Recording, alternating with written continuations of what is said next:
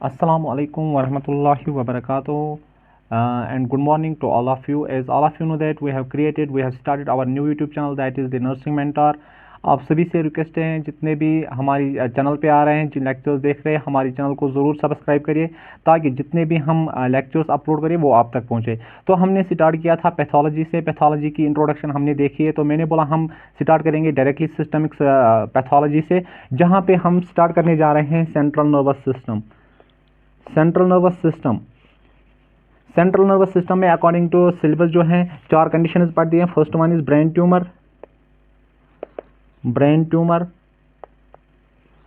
Second one is stroke, third one is encephalitis,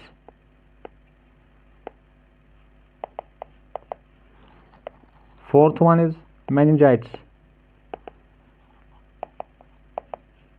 तो हम start करेंगे स्ट्रोक से। ये स्ट्रोक होता क्या है, इसमें इटियोपैथोजेनिकल क्या काजेज रहते हैं, इसमें क्या चेंजेस हमें देखने को मिलेगी, that is the pathological changes, and इसमें हम क्या डायग्नोस्टिक इवॉल्वेशन कर सकते हैं। सो फर्स्ट ऑफ ऑल हम देखेंगे कि ये स्ट्रोक होता क्या है। स्ट्रोक जस्ट लाइक हम पढ़ते हैं हार्ट अटैक में हम देखते हैं उसमें क्या होता है, impairment of blood flow. That means जो हमारा हार्ट होता है उसमें जो ब्लड सप्लाई नहीं होती, ब्लड सप्लाई नहीं पहुंचती हमारे हार्ट को, जिसकी वजह से जो हार्ट की सेल्स होती है उनकी फंक्शन बंद होती है, जिसकी वजह से हार्ट अपना काम छोड़ देता है। तो इसको हम बोलते हैं हार्ट अटैक। सेम यहाँ पे इसको हम बोलते हैं, it is also called the brain attack और सेरिब्रोवैस्कुलर एक्सीडेंट। मैंने बोला ये स्ट्रोक जो होता है it is also called the brain attack और सेरिब्रोवैस्कुलर एक्सीडेंट। ये किस वजह से हो रहा है, sudden impairment of blood flow. It is caused due to the sudden impairment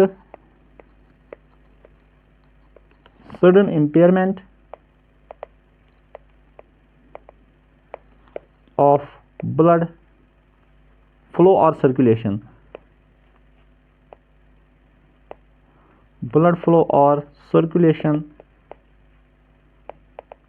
to the brain cells।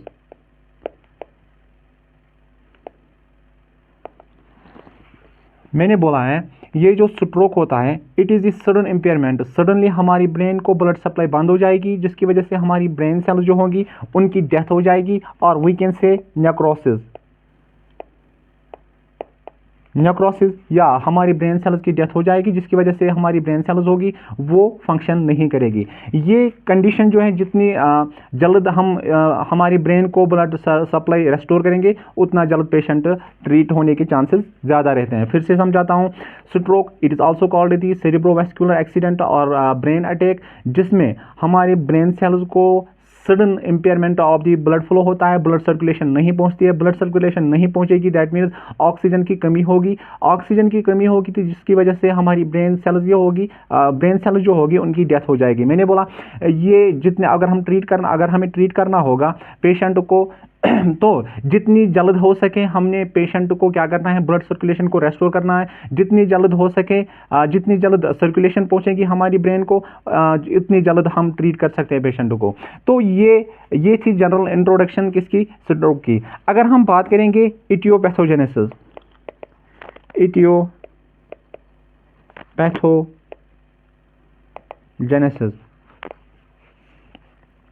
मैंने परसों भी बोला है इटियोपैथोजेनेसिस जो होता है, इटियोपैथोजेनेसिस में हम देखते हैं, एक तो हम देखते हैं काज क्या है, और देखते हैं ये काज कैसे इफेक्ट कर सकता है हमारी ब्रेन को। फॉर एग्जांपल यहाँ पे एक काज है that is called the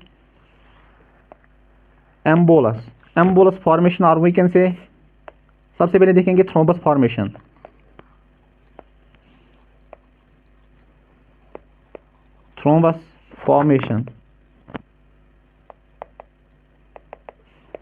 thrombus formation होती क्या है, इट मीन्स अगर हमारे फॉर एग्जांपल ये हमारा ब्रेन है,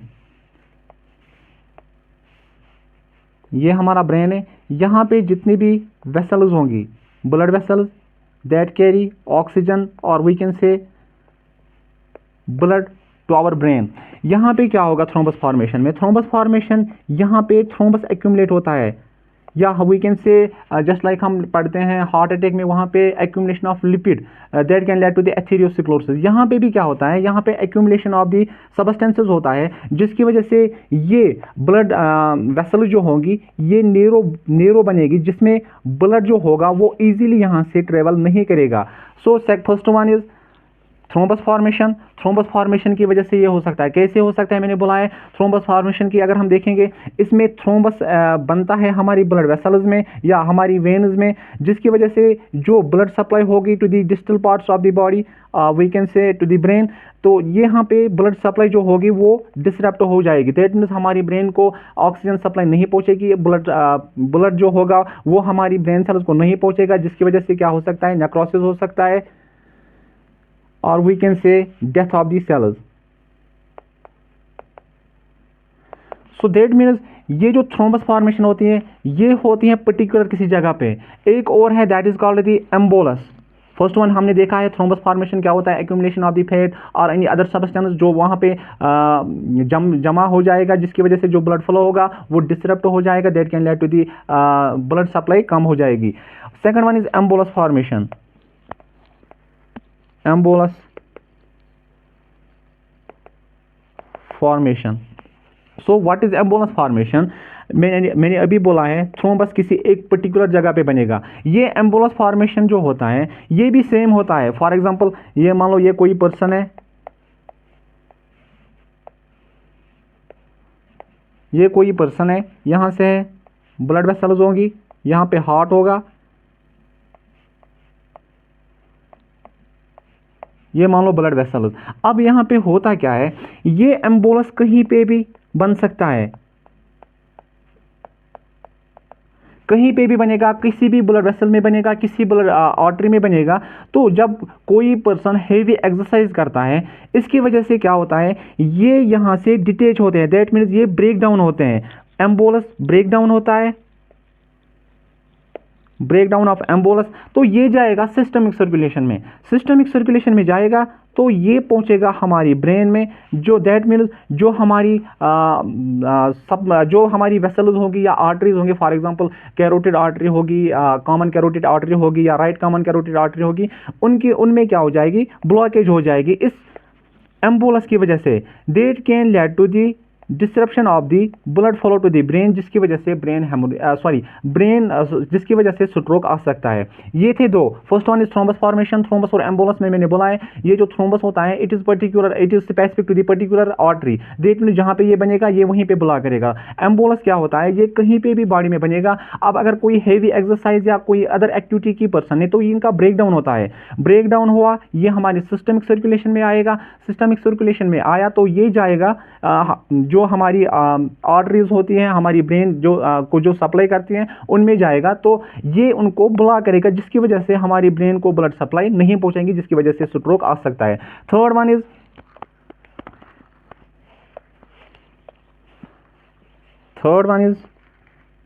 हेमोरेज।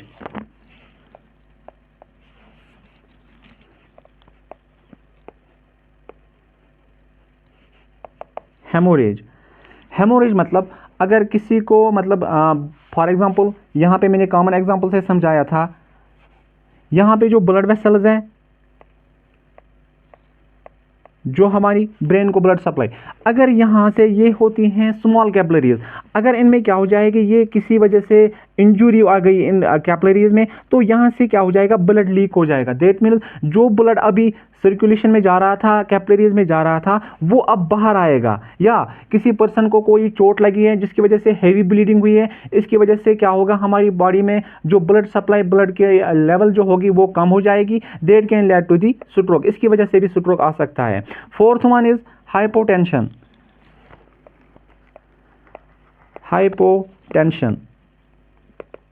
हाइपोटेंशन दैट मीन्स जिसमें ब्लड प्रेशर जो होगा वो नॉर्मल से कम हो जाएगा। दैट मीन्स जो ब्लड लेवल होगी वो कम हो जाएगी, ब्लड प्रेशर जो होगा हमारी बॉडी का वो डिक्रीज हो जाएगा, जिसकी वजह से हमारी ब्रेन को ब्लड सप्लाई नहीं पहुंचेगी, तो ब्लड सप्लाई नहीं पहुंचेगी जिसकी वजह से ऑक्सीजन सप्लाई भी नहीं पहुंचेगी, जिसकी वजह से स्ट्रोक आ सकता है। दैट मीन्स स्ट्रोक जो होता है इट इज़ द कंडीशन जिसमें हमारी ब्रेन को, फिर से रिपीट कर रहा हूँ, जिसमें हमारी ब्रेन को ऑक्सीजन सप्लाई नहीं पहुंचाएगी। ऑक्सीजन सप्लाई इसलिए नहीं पहुंचेगी क्योंकि हमारी ब्रेन को blood supply, proper blood supply जो होगी वो नहीं पहुंचेगी, तो इसकी वजह से स्ट्रोक आ सकता है। इसके बाद अगर हम बात करेंगे risk factors, risk factors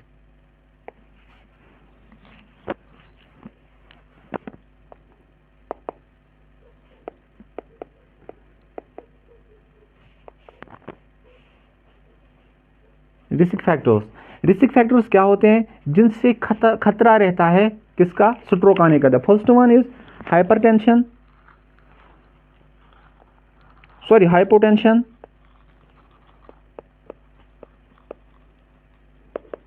hypotension that means जिन पर्सन में ब्लड प्रेशर कम रहेगा। हाँ, हाई ब्लड प्रेशर से भी हो सकता है क्योंकि हेमरेज हो सकती है, क्योंकि ये जो हमारी ब्रेन में जो कैपिलरीज होती हैं वो स्मॉल होती हैं। अगर ब्लड प्रेशर बहुत ज़्यादा होगा तो उनमें क्या हो जाएगा, रप्चर हो सकती है, जिसकी वजह से हेमोरेज हो सकती है, उसकी वजह से भी हो सकता है। मोस्टली जो कॉमन है दैट इज द हाइपोटेंशन, क्योंकि ब्लड प्रेशर हमारी बॉडी में कम हो जाएगा, दैट मीन्स जो हमारा ब्रेन होगा उसमें सप्लाई नहीं पहुँचेगी। The second one is family history, family history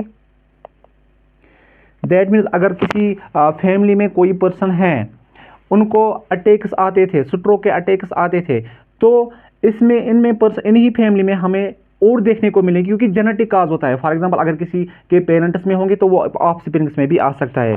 the third one is ischaemic attack,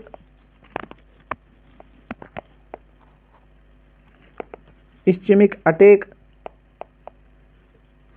regularly, जिसमें ischaemic attack, ischaemic that is the lack of the oxygen, हमारे ब्लड सप्लाई में oxygen की कमी होगी ड्यू टू एनी रीजन, इसकी वजह से भी आ सकता है। एंड इसके बाद आएगा cardiac problem, cardiac problem like coronary artery disease और we can say myocarditis. So coronary artery disease क्या होती है, अगर हमारी जो हार्ट, हमारा हार्ट जो होता है उसमें जो ब्लड सप्लाई कैरी करता है that is the coronary artery. Coronary artery में अगर में डिजीज, कोरोनरी आर्टरी डिजीज होगी दैट मीन्स हमारे हार्ट को ऑक्सीजन, ब्लड सप्लाई नहीं पहुंचेगी, हमारे हार्ट को ब्लड सप्लाई नहीं पहुंचेगी, जिसकी वजह से हमारा हार्ट जो होगा वो प्रॉपरली फंक्शन नहीं करेगा, पंप ब्लड नहीं करेगा। क्योंकि हमें पता है जितने भी हमारी बॉडी को ब्लड सर्कुलेट होता है it is the function of the heart, क्योंकि हार्ट जब तक पंप नहीं करेगा तब तक हमारे जो बॉडी ऑर्गन्स होंगे उनमें ब्लड फ्लो, ब्लड सर्कुलेशन जो होगी वो नहीं पहुंचेगी। अगर किसी को कोरोनरी आर्टरी डिजीज है दैट मीन्स जिसको हम बोलते हैं atherosclerosis, that is the another name of the coronary artery. इसमें क्या होगा, जो कोरोनरी आर्टरी होगी उसमें भी थ्रोम्बस फॉर्मेशन होगी, जिसकी वजह से क्या हो जाएगा, हमारे हार्ट को एक तो ब्लड सप्लाई नहीं पहुंचेगी, तो it can lead to the heart attack. अगर प्रॉपर सप्लाई नहीं पहुंचेगी दैट मीन्स हमारा हार्ट जो होगा वो प्रॉपरली फंक्शन नहीं करेगा, जिसकी वजह से हमारी ब्रेन को ब्लड सप्लाई नहीं पहुंचेंगे, it can lead to the stroke. So इसके बाद हम देखेंगे ओबेसिटी। ओबेसिटी दैट मीन्स जो हैवी वेट होते हैं, जिनका हैवी वेट होता है, फैटी होते हैं, उनमें भी चांसेस ज़्यादा रहते हैं। एंड इसके बाद use of oral contraceptives, use of oral कंट्रासेप्टिव्स,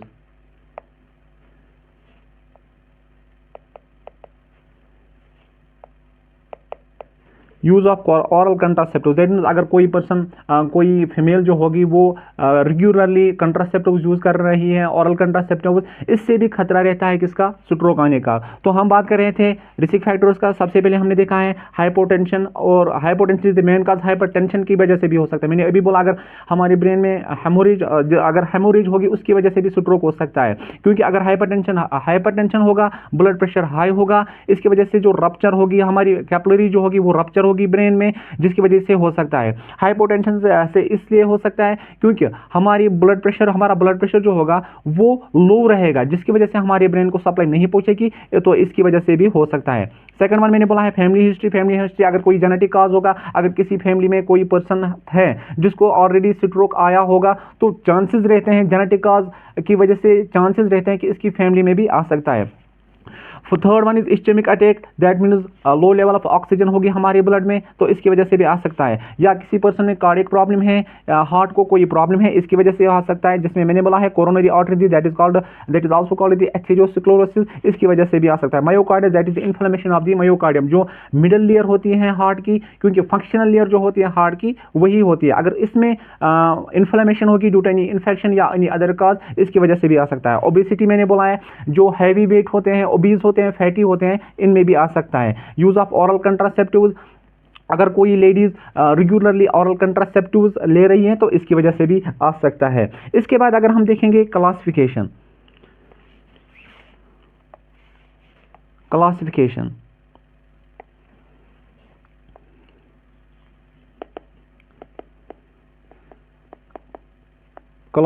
of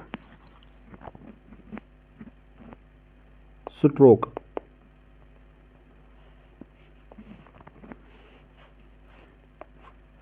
ये क्लासिफिकेशन जो है इसको हम मेनली दो ग्रुप्स में डिवाइड करते हैं। First one is that is the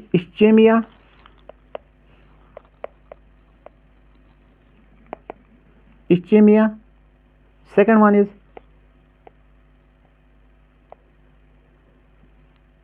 haemorrhage.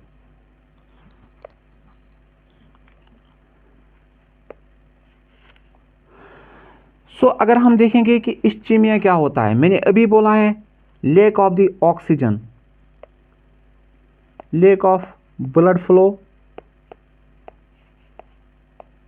और oxygen that can lead to the stroke.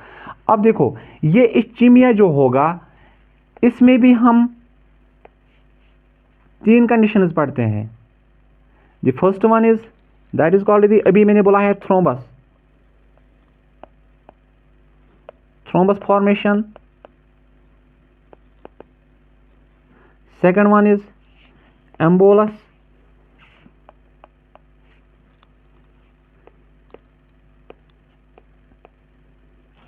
formation,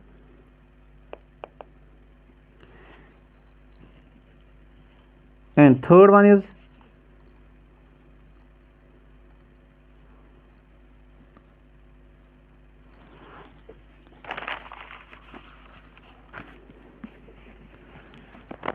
systemic hypotension,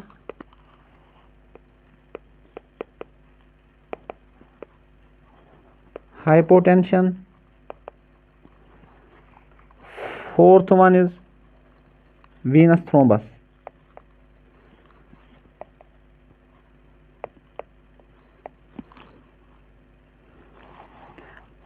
thrombus formation मैंने अभी बोला है, it is specific to any particular place, जहाँ पे भी बनेगा ये पर्टिकुलर वहीं पे होगा, स्पेसिफिक होगा। फॉर एग्जांपल किसी आर्टरी में जो जो हमारी कैरोटिड आर्टरी होती है जो यहाँ से आती हैं, या left carotid common carotid artery या लेफ्ट कैरोटिड आर्टरी जो होगी, उनमें अगर तो किसी पर्टिकुलर जगह पे कुछ फॉर्मेशन हुई है जिसकी वजह से जो आर्टरी होगी वो ब्लॉक हो जाएगी। आर्टरी ब्लॉक हो जाएगी दैट मीन्स हमारे ब्रेन को जो ऑक्सीजन सप्लाई होगी वो डिस्टर्ब हो जाएगी, इंपेयर हो जाएगी, ब्लड सर्कुलेशन इंपेयर होगी, दैट मीन्स हमारी जो ब्रेन होगा उसको ऑक्सीजन सप्लाई नहीं पहुंचेगी। इसीलिए ये आता है किसमें, इस्चीमिया। इस्चीमिया का मतलब ये है कि lack of the oxygen, that means हमारी बॉडी से जो हमारा ब्रेन होगा उसमें ऑक्सीजन सप्लाई नहीं पहुंचेगी। Second one is embolus formation, मैंने अभी बोला है एम्बोलस फॉर्मेशन जो होगा किसी भी पर्टिकुलर जगह पे नहीं बनेगा, कहीं पे भी बॉडी में बनेगा, तो after the due to any reason ये ब्रेक हो जाएगा, वहां से ये आ जाएगा सिस्टमिक सर्कुलेशन में आएगा, तो दैट मीन्स ये फॉर एग्जाम्पल जो हमारी आर्टरीज होती है या जहाँ पे जो ब्रांचेस होती हैं हमारी वेन्स की या आर्टरीज की, यहाँ पे फॉर एग्जांपल ये यहाँ पे एक्यूमुलेट होगा, ये इसको ब्लॉक करेगा, जिसकी वजह से जो फर्दर जो डिस्टल पार्ट्स होंगे वहाँ से दूर होंगे तो उनको ऑक्सीजन सप्लाई नहीं पहुँचेगी, इसीलिए ये भी आता है किसमें, इस्चीमिया में। सिस्टमिक हाइपोटेंशन, मैंने अभी बोला है हाइपोटेंशन हाइपोटेंशन जो होता है इसकी वजह से भी क्या हो सकता है, इस्चीमिया हो, सॉरी स्ट्रोक आ सकता है। हाइपोटेंशन का ब्लड प्रेशर कम है, दैट मीन्स ऑक्सीजन सॉरी जो ब्लड होगा वो प्रॉपरली हमारी आर्टरीज में सर्कुलेट नहीं करेगा, सर्कुलेशन जो होगी हमारी बॉडी पार्ट्स की वो बहुत कम होगी, जिसकी वजह से स्ट्रोक आ सकता है। वीनस थ्रोम्बस, दैट मीन्स जो हमारी वेन्स होगी वो आर्टरीज में होगा, ये वीनस में होगा। सेकंड वन इज हेमोरेज, मैंने अभी बोला है हेमोरेज जो होगी लॉस ऑफ द ब्लड। अगर किसी पर्सन में हेमोरेज हो रही है, फॉर एग्जाम्पल कोई इंजुरी की वजह से लॉस ऑफ ब्लड हुआ, या हमारी ब्रेन में जो ब्रेन जो होगा उसमें कोई जो आर्टरी होगी या कैपिलरी होगी वो रप्चर हो जाएगी, तो वहाँ से जो ब्लड होगा वो लीक हो जाएगा हमारी ब्रेन सेल्स में, तो it can lead to the stroke, हमारी ब्रेन सेल्स की डेथ हो जाएगी, इसकी वजह से स्ट्रोक आ सकता है। अब अगर हम बात करेंगे, ये समझ आया इस्चीमिया, इसमें चार फोर चीज़ की वजह से जो देखने को हमें मिलेगा stroke, that is the thrombus formation, embolus formation, systemic hypotension, that means overall जो हमारी बॉडी का ब्लड प्रेशर होगा वो लो हो जाएगा, डिक्रीज हो जाएगा। वीनस थ्रोम्बस फॉर्मेशन जो हो जाएगा, दैट मीन्स हमारी वेन जो होगी जो कैरी करती है from the body parts to the heart, जो कैरी करती है ब्लड, उनमें थ्रोम्बस फॉर्मेशन होता है, इसकी वजह से भी आ सकता है। अगर हम बात करेंगे क्लिनिकल मैनिफेस्टेशन की, that means sign and symptoms,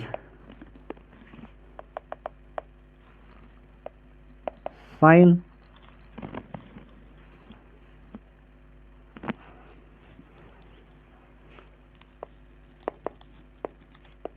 and symptoms, sign and symptoms में सबसे पहले हमें जो मिलेगा that is the unilateral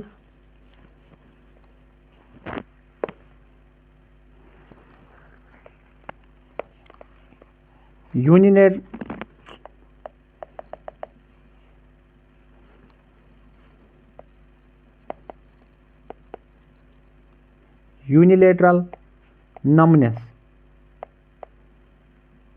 that means unilateral, that means एक भी साइड से, फॉर एग्जांपल अगर किसी को स्ट्रोक आ सकता है तो एक साइड से हमारी जो बॉडी होगी उसमें नमनेस आएगी, दैट मीन्स जो फंक्शन होगी हमारी बॉडी में वो प्रॉपरली नहीं कर पाएगी हमारी जो बॉडी होगी, क्योंकि हमारा जो सारी फंक्शन जो होती हैं वो बॉडी पार्ट्स के वो कंट्रोल करता है हमारा ब्रेन। अगर अब ब्रेन में ही कुछ प्रॉब्लम आ रही है तो it can lead to the defect, that is the unilateral numbness आ सकता है, दैट मीन्स एक तरफ की बॉडी की एक तरफ से हमें नमनेस देखने को मिलेगी। Second one is speech difficulties, speech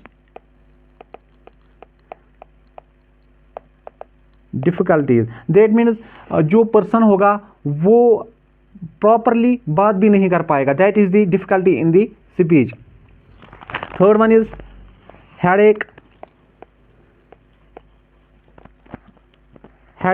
that means उसके सर में दर्द रहेगा।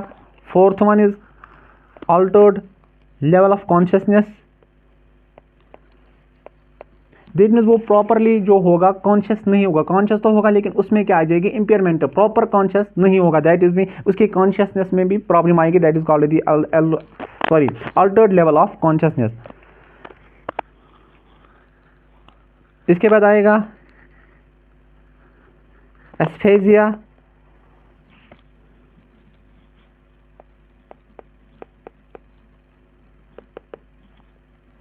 और dysphagia.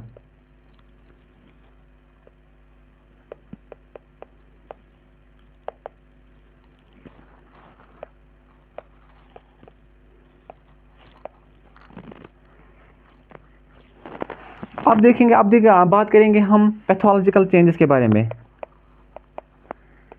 Pathology that is the important, जिसके बारे में हम बात करेंगे।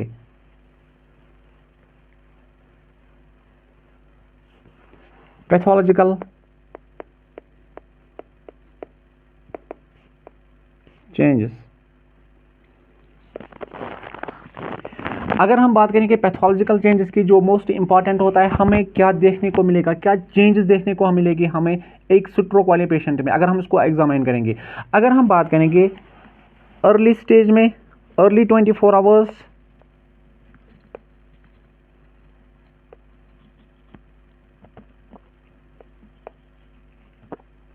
अर्ली 24 आवर्स, दैट मीन्स जो फर्स्ट 24 आवर्स या वी कैन से 12 आवर्स या 24 आवर्स तक हमें कोई साइन देखने को नहीं मिल रही है। फॉर एग्जांपल मैं अगर बात करूंगा, अगर किसी पेशेंट को स्ट्रोक आया है, मान लो कोई पर्सन है उसको स्ट्रोक आया है, तो हमें जो होगा after the before the 12 to 24 hours हमें इतने साइन एंड सिम्टम्स देखने, हमें इतने चेंजेस देखने को नहीं, जो उनकी सेल्स होंगी, फॉर एग्जांपल उन सेल्स की डेथ हुई है, तो ये चेंजेस हमें जो मिलेगी वो मिलेगी हमें आफ्टर दी 24 आवर्स। सो इसमें बहुत कम चांसेस रहते हैं, सिम्टम्स तो पहले से ही शो होंगे, लेकिन जो चेंजेस होगी वो पहले हमें नहीं मिलेंगी अप टू दी 24 आवर्स। तो आफ्टर 24 आवर्स हमें जो चेंजेस मिलेगी वो हम देखेंगे क्या होता है।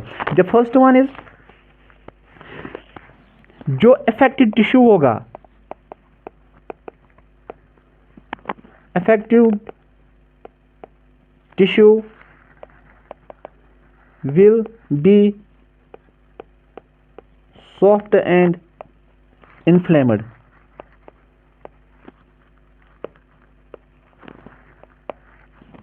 What does it mean?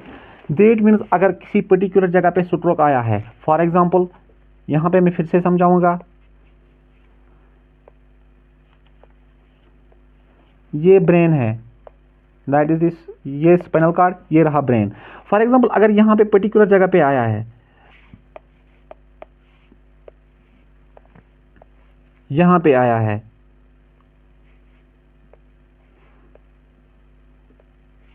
इस वाले एरिया में आया है, दैट मीन्स इस वाले जो ब्रेन का जो पार्ट होगा इसमें ब्लड सप्लाई नहीं पहुंच रही है, जिसकी वजह से ऑक्सीजन, तो यहाँ पे क्या होगा, सबसे पहले जो साइन है यहाँ पे हमें, अगर हम एग्जामाइन करेंगे, ये वाला पोर्शन जो होगा, ये होगा, एक तो ये होगा सॉफ्ट एंड एक तो होगा इन्फ्लेमेड।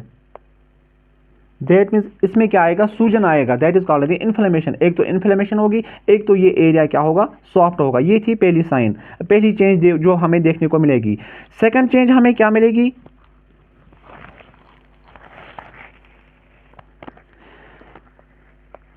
a loss of differentiation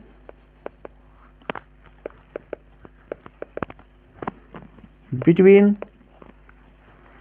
white matter and gray matter।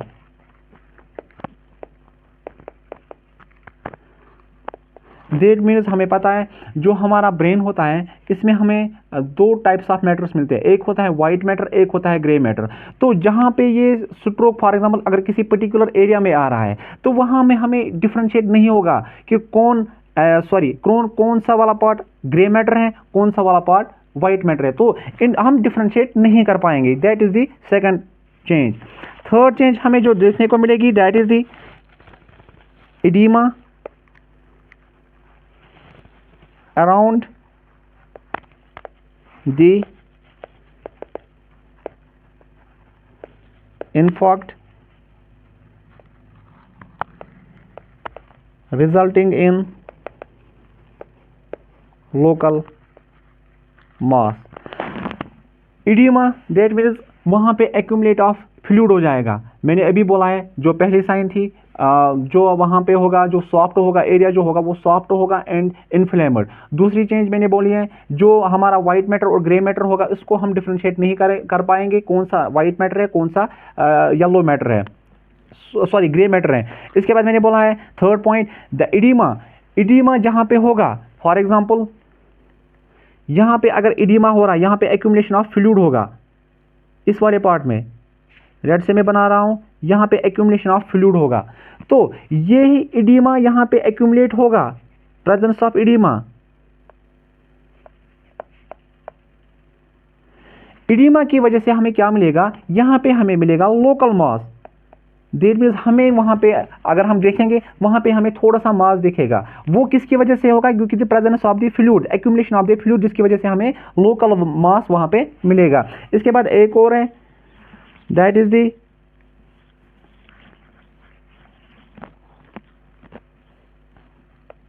histology shows infiltration of macrophages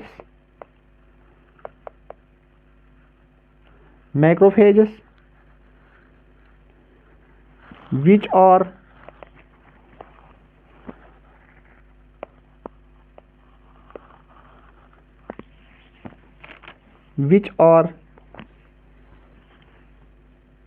present at infarct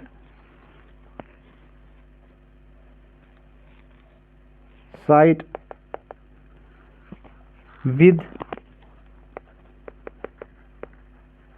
glial cells। तो मैंने बोला है अगर हम हिस्टोलॉजी अगर हम सेल्स को एग्जामिन करेंगे अंडर द माइक्रोस्कोप तब हमें क्या मिलेगा, infiltration of the microphages. That means infiltration क्या होता है, एक्यूमुलेशन। फॉर एग्जांपल जो हमारा इम्यून सिस्टम होता है वहाँ पे जितने भी सेल्स हो, चाहे वो मैक्रोफेजेस है, न्यूट्रोफिलस हो, बेसोफिलस हो, जितने भी सेल्स होती हैं दैट कैन जो हमारी जो बॉडी होती है उसको क्या करता है, प्रोटेक्ट करता है, प्रोटेक्शन प्रोवाइड करता है। तो अगर किसी पर्सन में स्ट्रोक आया है तो हमें क्या मिलेगा, ये जो हिस्टोलॉजिकली अगर हम देखेंगे एग्जामाइन करेंगे किसी पेशेंट को तो हमें मिलेगा इन्फिल्ट्रेशन ऑफ दी मैक्रोफेजेस। जो मैक्रोफेजेस होंगी वो वहाँ पर्टिकुलर एरिया में प्रेजेंट होगी। ये मोस्टली हम देखते हैं जो बैक्टीरियल इन्फेक्शन होते हैं। फॉर एग्जांपल हम कल पढ़ेंगे मेनिंजाइटिस, हमें पढ़ना है, that is the bacterial infection. तो वहाँ पे हमें इन्फिल्ट्रेशन ऑफ दी सेल्स मिलेगा। दैट मीन्स वहाँ पे जो इम्यून सेल्स होंगी वो वहाँ पे एक्यूमुलेट होगी एक पर्टिकुलर प्लेस पे। और इसके साथ साथ जो इन्फार्क्ट साइट होगा वहाँ पे हमें मिलेगी ग्लियल सेल्स, जो fragments of glial cells, fragments of glial cells, जिसको हम एक और नाम बोलते हैं, दैट इज कॉल्ड दी ग्लोइटिक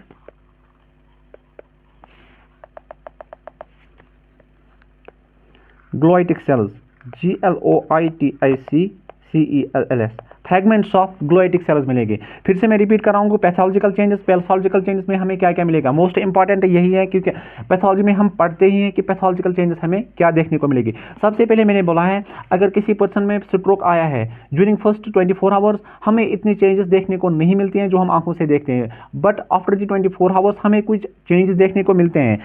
सो सबसे पहले अगर हम देखेंगे किसी स्ट्रोक वाले पेशेंट में, तो सबसे पहले अगर हम देखेंगे किसी पेशेंट में स्ट्रोक आया है एक पर्टिकुलर रीजन में, तो वहां पे हम क्या देखेंगे, जो वो रीजन होगा, जो वो सेल्स होगी वो होगी इन्फ्लेमेड। दैट मीन्स उनसे इन्फ्लेमेशन आई होगी और वहां पे होगा हमें सॉफ्टनेस, दैट मीन्स वो बहुत नरम होगा। ये थी फर्स्ट चेंज। सेकंड चेंज मैंने बोला है हम डिफ्रेंशिएट नहीं कर पाएंगे कि कौन सा ग्रे मैटर है कौन सा व्हाइट मैटर है, क्योंकि दो मैटर्स वहां पे प्रेजेंट होते हैं, एक होता है व्हाइट मैटर एक होता है ग्रे मैटर, तो इनको हम डिफ्रेंशिएट नहीं कर पाएंगे। इसके बाद मैंने बोला है जो एडिमा प्रेजेंट होगा, अगर किसी पर्टिकुलर जगह पे हो प्रेजेंट स्ट्रोक आया है किसी फॉर एग्जांपल इस वाले रीजन में आया है, तो यहाँ पे हमें क्या मिलेगा, एडिमा प्रेजेंट होगा। और एडिमा क्या करेगा, oedema results in the local mass, that means वहां पे हमें क्या मास ऑफ द सेल मतलब एक गुच्छे की तरफ हमें देखने को मिलेगा, दैट मींस लोकल मास जिसको हम बोलेंगे। इसके बाद मैंने बोला है अगर हम हिस्टोलॉजी देखेंगे, माइक्रोस्कोप के अंडर देखेंगे, तो हमें मिलेगा infiltration of the macrophages. Infiltration क्या होता है, एक्यूमुलेशन ऑफ द सेल्स, जो हमारी इम्यून सेल्स होंगी वो वहां पे प्रेजेंट होगी, और इन सेल्स के साथ साथ हमें मिलेगा fragments of the glial cells, जो हमारी ग्लियल सेल्स, चाहे वो ग्लियल सेल्स हम पढ़ते हैं एस्ट्रोसाइट्स पढ़ते हैं, ओलिगोडेंड्रोसाइट्स या ग्लियल सेल्स, तो हमें मिलेगा वहां पे जो fragments of the glial cells वहां पे प्रेजेंट होगा। तो इसमें इतना ही है। एंड